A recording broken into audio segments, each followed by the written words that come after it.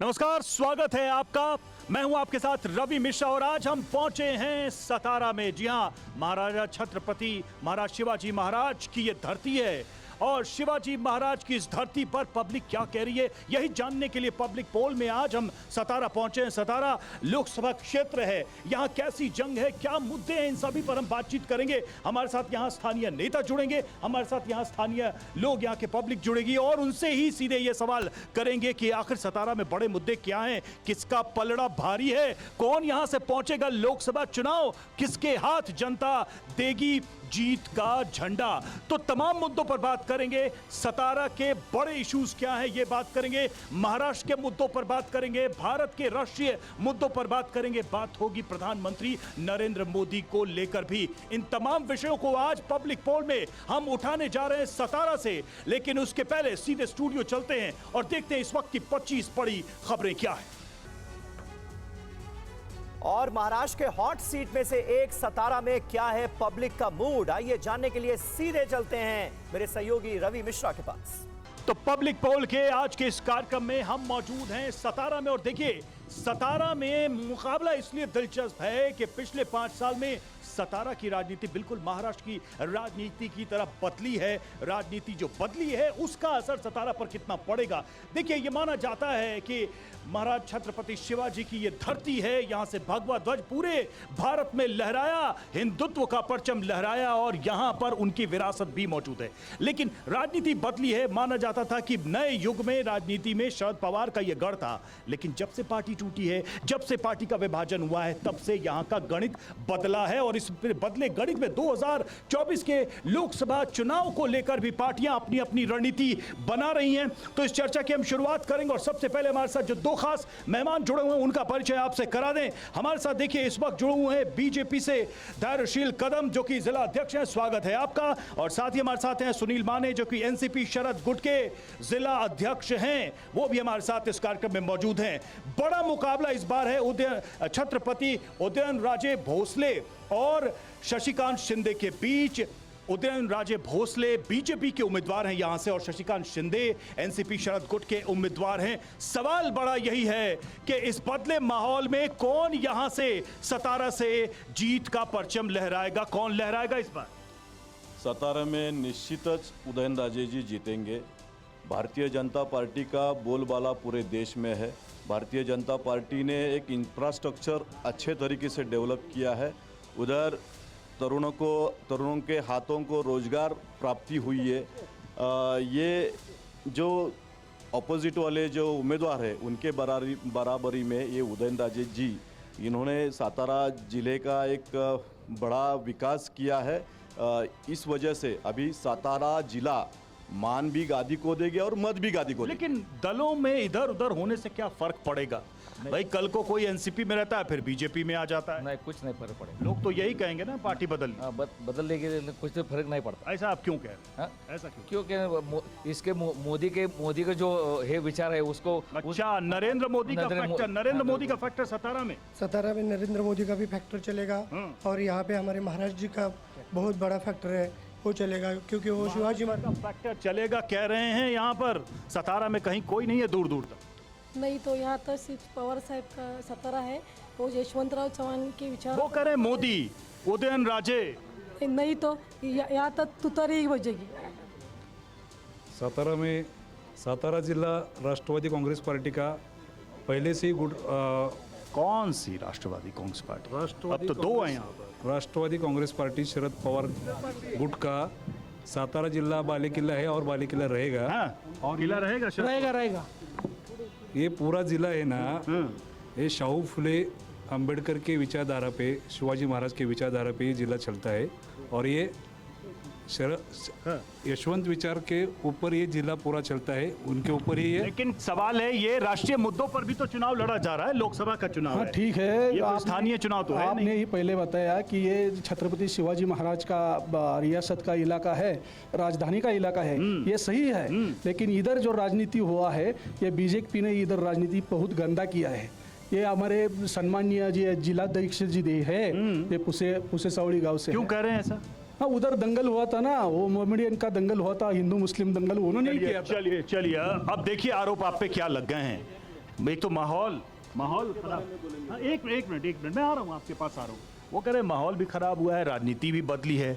दूसरी तरफ एक छत्रपति शिवाजी महाराज की विरासत भी आपके साथ है, मोदी का चेहरा भी आपके पास है, लेकिन कह रहे गढ़ तो शरद पवार। नहीं, देखो, जब शरद पवार जी सत्ता के बाहर रहते हैं और जब इलेक्शन आते हैं तब कहीं ना कहीं दंगल हो जाती है, और ये दंगल इलेक्शन के मतों के लिए मत का जो गट्टा रहता है उसके लिए वो आपको जिम्मेदार ठहराते हैं, बीजेपी को नहीं, बीजेपी ने दंगल करवाई ऐसा नहीं है। वो गलत बात कर रहे हैं, क्योंकि वो दंगल करवा के वो आप लोग पार्टी भी तोड़ते हैं, ये भी आरोप। नहीं, पार्टी तोड़ते नहीं, यहाँ दो बड़ी पार्टियां थी, दोनों पार्टियां टूट गई। पार्टी तोड़ती नहीं है। जो दूसरे पार्टी में उनको सम्मान नहीं मिलता, वो सम्मान बीजेपी में मिलता है। अगर लोग हमारे इधर आ रहे, आप कह रहे हैं सम्मान, वो कह रहे हैं आपके पास ईडी है। नहीं, ईडी क्या है? ईडी पहले से है ना, 1947 से ईडी है। आज थोड़ी ईडी है। आज ईडी है क्या? कांग्रेस ने ईडी नहीं लगवाई। इमरजेंसी में क्या क्या किया ये कांग्रेस ही तो कह रही कि आप लोग पीछे लगवाते हैं ईडी और फिर लोग रातों रात पार्टी बदल देते। ऐसे कैसे लगेगा? आपके पीछे क्यों नहीं लग रही ईडी? हाँ, ये सवाल तो है। मेरे पीछे ईडी नहीं है और आपके नेताओं के पीछे है। क्या बात है? क्या गड़बड़ कर रहे हैं आप लोग? हम कुछ गड़बड़ नहीं कर रहे। जो महाराष्ट्र में राजनीति चलती थी, अब तक ऐसी गंदी राजनीति महाराष्ट्र ने कभी देखी नहीं। यहाँ के शिवसेना तोड़ दी, कांग्रेस तोड़ दी, राष्ट्रवादी तोड़ दी। जो महाराष्ट्र देश को सिखाता है राजनीति कैसा करना चाहिए, ऐसे यहाँ नहीं चलता। मतलब कोई आपकी पार्टी तोड़ेगा और पार्टी टूट जाएगी, ऐसे लोग हैं? अजीत पवार क्या ऐसे आदमी थे? नहीं, उनकी बीजेपी आएगी, चलो हमारे साथ चल देंगे। उनके पीछे ईडी सीबीआई लगाई। जो लोग काम वही तो कह रहे हैं, मेरे पीछे नहीं है, उनके पीछे है। अभी देखो, भाजपा में जब है, अभी जितना ईडी का केस शुरू हो गया, उसमें कितना केस फाइनल हो गया ईडी का? हमारे यहाँ देशमुख साहब के पीछे ईडी लगाई थी। जो शुरू में उन्हें 100 करोड़ का मामला सबको बता दिया। जब एफआईआर दाखिल हुई तब 1 करोड़ की एफआईआर दाखिल हुई, 1 करोड़ की। और जब बात करते थे 100 करोड़ की, क्या पहाड़ खुद के चूहा निकलते हैं लोग। तो ये मुद्दा उठा रहे हैं आप सतारा में? यस, यहाँ पे मोदी लहर नहीं चलती। मोदी लहर नहीं, पूरे वो कह रहे पूरे देश में आप कह रहे हैं। देखो देखो देखो, सुन लो भाई, हमारे यहाँ ब्याह करने की तरकीब ऐसी है, वो जो दूल्हा देख के उसकी शादी बनाते, बाप को देख के नहीं शादी बनाते रे, दूल्हा देख के शादी। कौन है दूल्हा आपका? अरे शशिकांत शिंदे हमारा दूल्हा है। अरे प्रधानमंत्री की बात हो रही है। अरे प्रधानमंत्री ने यहाँ राजनीति में कहाँ है प्रधानमंत्री आपका कैंडिडेट? अरे प्रधानमंत्री का कैंडिडेट यहाँ का कैंडिडेट है, यहाँ का कैंडिडेट। शरद पवार किसको बनाएंगे प्रधानमंत्री? प्रधानमंत्री देखना है, प्रधानमंत्री कोई भी बन सकता है। कोई कैसे बन सकता है? देश कोई भी चलाएगा। सुन लो, पंडित नेहरू की बात ऐसी बात हो नहीं, पंडित नेहरू की बात हो गई क्या? पंडित नेहरू के बाद ऐसा हुई पंडित after Pandit Nehru, after Lal Bahadur Shastri, after Indira Gandhi, after Rajiv Gandhi, कभी पूछ नहीं आता, कभी देश ने पूछा नहीं। ये देश के 185 करोड़ लोगों में एक भी एक नहीं। यहाँ पे मोदी फैक्टर नहीं चलता है, यहाँ पे शरद पवार चलता है। पिछले बार भी है कि चलता था? चलता है, अभी भी चलता है। पिछले बार वो यहाँ पे आए 17 में, उसके बाद इधर की सीट गिर गई। तो किधर है मोदी की लहर? किधर भी नहीं है। यहाँ पे खाली तुतारी ही बजेगी। आपने बोला कि उनके पीछे ईडी नहीं है क्योंकि वो मोदी के दुले हुए हैं। नहीं, उन्होंने कहा कि मेरे पीछे क्यों नहीं? उन्हीं के पीछे, वही तो बोल रहा है, वो बीजेपी में है, वो मोदी के दुले हुए हैं, इसके लिए उनके पीछे ईडी नहीं है। वॉशिंग मशीन है। जब उनकी इंक्वायरी शुरू कर दी, वो जब सत्ता में गए, फिर ईडी इंक्वायरी बंद हो गई। क्या उसका सवाल पूछेंगे? देखिए, हमारे साथ रजनी पवार और कविता जी हमारे साथ जुड़ी हैं। ये तो दोनों बात हो गई, ईडी की, सीबीआई की, लेकिन सवाल यही उठ रहा है कि मोदी के सामने चेहरा क्यों नहीं है? ना राहुल गांधी को कोई कह रहा है प्रधानमंत्री बनेंगे, कोई कह रहा है क्या? आप इस देश से है, इस देश में रहते हैं, इस देश में संसदीय लोकतंत्र है, अध्यक्ष है नहीं है, तो फिर क्या होता है? एक पूरा गलत कर रहे हैं ये बीजेपी वाले। पहले से कोई भी पंतप्रधान का उम्मीदवार नहीं होता है यहाँ देश में, लोकतंत्र है, जो अध्यक्ष नहीं है। मनमोहन सिंह को कैसे बनाया था? अरे मनमोहन सिंह को कैसे बनाया था? जो मेजोरिटी में पार्टी आते हैं ना, उससे बनाते हैं। ये लोकतंत्र है। ये कह रहे हैं लोकतंत्र में बाद में चुनेंगे प्रधानमंत्री, आप लोग पहले ही चेहरा लेके घूम रहे हैं। देखो, किसी भी देश का जो सम्मान बढ़ता है वो इस देश का नेता कितना खंबीर होता है उसी के ऊपर होता है। जैसे पहले थे कांग्रेस के नेता इंदिरा गांधी थी, बाद में राजीव गांधी जी थे, लेकिन उनके बाद ये जो देश की पूरी प्रगति रुक गई और उसके बाद 2014 के बाद एक खंबे। तो आप ये कह रहे हैं कि प्रधानमंत्री मोदी के चेहरे के आगे कोई नहीं है? नहीं, कोई नहीं। हाँ, चलिए लोगों से पूछते हैं। हाँ, मोदी जी का कोई मुकाबला नहीं। मोदी लहर नहीं है, सीधे मुझे बताइए, सतारा में है नहीं? पूरे दुनिया में अभी मोदी ही लहर चल रही है। पूरी दुनिया में मोदी लहर है? कैसे? पूरी दुनिया में मोदी लहर है और आएंगे भी मोदी ही। आएंगे मोदी? डेफिनेटली मोदी की सरकार। हाँ, कह रहे हैं नहीं कर सकते मोदी का मुकाबला। जो बोल रहे मोदी की लहर है नहीं है, इनको मेरा कहना एक ही है, अभी 24 तास भी नहीं हुए, कल का दिन 1.5 लाख से ज़्यादा लोग सतारा के इस 45 लोकसभा में कल 1.5 लाख का पूरा मतदार है। कोई इधर उधर से वासी के उठा के इधर लाने का जो जुल्मा है वो इधर मोदी की सभा में नहीं हुआ। हाँ, कुछ कह रहे थे आप? मुझे यहाँ पे कोई उम्मीदवार है ये नहीं पूछना है, एज ए की जनता मेरा जो सवाल है वो मुझे इन सब नेताओं से पूछना है। पूछे ना सवाल। और ज्यादा करके जो सत्ता में है पार्टी उनसे पूछना है। मेरा सवाल है, नॉर्मल सवाल है, अगर हम सब्जी मंडी में जाते हैं, अगर हमारे को कोई आदमी कहता है, हम पूछते हैं वो किसान को कि बाबा प्याज कैसा दिया, तो हम वो बोलता है 20 रुपए केजी दिया, तो हम बोलते हैं अरे यार 15 से दे देना।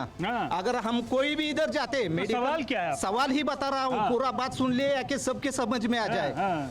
तो हम मेडिकल में जाते हैं, जनरल स्टोर में जाते हैं, किराना माल की दुकान में जाते हैं, अगर हम बिस्किट का पुड़ा लेते हैं तो 5 रुपए देते हैं, उसको क्यों परख के लेते हैं? सुनिए मेरी पूरी बात सुनिए, उसको हम क्यों नहीं बोलते कि ये 3.5 रुपए में दे दे? तो किसानों के बारे में अगर कंपनी तय करती है उनका प्राइस, तो किसान क्यों नहीं तय कर सकता उनका प्राइस? बताइए। इसके बारे में ये सतारा के जैसे मुद्दे जो भी किसानों का मुद्दा जो भी है। किसानों की हम लोगों ने बहुत बड़ी योजना लाई थी, किसने विरोध किया उसको? दिल्ली में कौन बैठा था? आपको मालूम है क्या चल रहा था वहाँ पे? जो भी लाया था वो नया पूरा संविधान लेकर आ रहे थे हम लोग। किसान आंदोलन हुआ था, यही तो ना, वो किसके लिए था? कानून का विरोध के लिए था। अब किसान हर साल 6,000 रुपए डायरेक्ट बैंक में ले रहा है कि नहीं ले रहा है? किसानों को डायरेक्ट मिल रहा है फायदा। मिट्टी को लेकर योजना लाई गई, क्रेडिट योजना लाई गई, ये सब कह रहे हैं। देखो अभी क्या है, ये सब क्या सतारा में नहीं पहुंच रहा? इधर कितने किसान है उनको भी पूछो, मैं भी किसान हूँ, मेरे को कोई एक भी पैसा नहीं आता है। पैसा किसको आता है? पैसा हमारे जेब में से 18% GST जो खाद का होता है, जो फसल उगाने के लिए हम फर्टिलाइजर डालते हैं, उसका 18% GST कट करते हैं, वो किधर जाता है? वो भी बात नहीं है। ये काम पे नहीं बोलेंगे, ये राम पे बोलेंगे, ये राम पे बोलेंगे, राम लाएंगे, उसको हम लाएंगे। तो देखो तो राम मंदिर बना, उसकी खुशी नहीं है क्या सतारा में? नहीं खुशी है ना, राम की खुशी है, लेकिन इधर जो मोदी के नाम पे जो वोट मांग रहे हैं ना, जो मोदी के नाम पे नाम पे वोट मांग रहे हैं, उसको वो पेड़ वाला मोदी। तो एक चीज बताइए, आप शरद पवार के नाम पे वोट मांगे तो ठीक, वो मोदी के नाम पे वोट मांगे तो गलत। लेकिन राम बोलने से पेट नहीं भरता है, पेट भरने के लिए काम चाहिए। ये काम ये बीजेपी वालों को देना चाहिए। बीजेपी वालों ने एक वादा किया था कि पहले 2 करोड़ जॉब हर साल देने वाले थे, वो जॉब कहाँ गए? वो जॉब किधर है? बोलिए क्या बोल? 15 लाख का क्या हुआ? क्या? उनके मुंह में राम है और दिमाग में नथुराम है। नथुराम है उनका, मुंह में राम, दिमाग में नथुराम। बीजेपी का है। जनता क्यों सपोर्ट कर रही है बीजेपी? जनता 2 बार मोदी भैया देखो, अभी जनता प्रधानमंत्री 2 बार मोदी बन गए। अरे जगह चुनावी जुमला देखो, 14 साल के बाद पहले आए गुजरात। अरे सर, जुमला कहते हुए 2 लोकसभा चुनाव हो गए, तीसरा आ गया। जीतते जा रहे हैं, सीटें बढ़ती जा रही हैं, आपकी पार्टी टूटती जा रही है। पुलवामा में जो हुआ, 500 किलो RDX आया। और बालाकोट में क्या हुआ? 500 किलो RDX आया। उसका कुछ जवाब दिया क्या मोदी ने? उनका राज्यपाल बताता था, मलिक साहब। चलिए पूछते हैं, ये कह रहे जुमले हैं, वो कह रहे पुलवामा है। मुझे ये बताइए इतने। हाँ देखो अभी ये अभी हमने सुन लिया इनका, कि बोले ये बोले सुना आपने, मुंह पे राम और दिमाग में वही बोलता हूँ मैं। इन्होंने बोला ये राम पे बोलेंगे, काम पे नहीं बोलेंगे। मैं काम का भी बताता हूँ और राम का भी बोलता हूँ। राम ये इस देश की आस्था है। राम 500, आप ना राम को मानते नहीं क्या? आप राम को मानते नहीं क्या? अरे 500 साल हो गए, 500 साल। सुनो देखो, हम रामायण जानते हैं। जब राम वनवास पे गए थे, राम लक्ष्मण सीता गए थे, लेकिन राम मंदिर के आंदोलन में आप थे क्या? राम मंदिर के आंदोलन थे कि नहीं? राम थे कि नहीं? देखो, थे कि राम नहीं? मंदिर आंदोलन नहीं। राम मंदिर के आंदोलन में कौन था? राम मंदिर के आंदोलन में कौन था? देखो, मोदी सरकार ने जो भारत के अंदर जो सर राम मंदिर पे सवाल उठ रहे हैं। अरे वो राम मंदिर में सवाल उठाने की उनकी कोई जरूरत नहीं है। हाँ, बोलिए बोलिए बोलिए। दादा ये जो बोल रहे हैं ना, कल मोदी जी कराड़ में आए थे, महंगाई का म भी नहीं बोले। मेरे प्यारे भाई और बहनों, मराठा आरक्षण पे म भी नहीं। चलिए तो जल्दी से हम एक सवाल कर लेते हैं। जल्दी से आप सबसे मैं तेजी से एक राय लूंगा कि इस देश का अगला प्रधानमंत्री आपकी नजर में कौन होने वाला है, क्योंकि ये चुनाव आखिरकार प्रधानमंत्री चुनने का। आपको क्या लगता है, क्या लगता है अगला प्रधानमंत्री कौन होगा? नरेंद्र जी मोदी। आपको क्या लगता है? पूछने की जरूरत नहीं। Narendra Modi. Narendra Modi. One and only Narendra Modi ji. बस राहुल गांधी। नाम संविधान के अनुसार कोई भी हो जाए, संविधान महाविकास आघाड़ी। नाम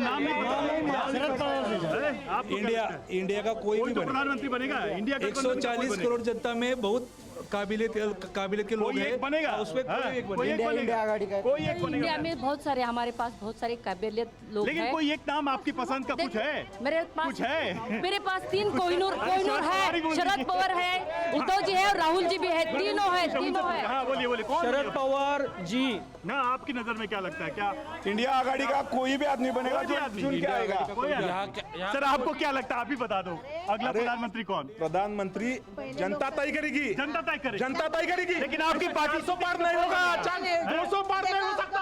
आप पढ़े लिखे हैं, इस देश के आप जर्नलिस्ट हैं। जब अम्बा सीजन में आया था तो 400 रुपए था, बीच में चलिए ठीक है। इशारा हो रहा है मैम, इशारा हो रहा है। समय की कमी है हमारे पास। देखिए पब्लिक पोल में हमने सबकी राय ले ली, बस आप बता दीजिए अगला प्रधानमंत्री कौन। बस इतना ही अगला पंतप्रधान बाय हुक और कुक। ठीक है, 400 पार होके मोदी हो गए। तो आगे देखिए पब्लिक पोल में जनता के बोल। आगे देखिए पब्लिक पोल में जनता के बोल।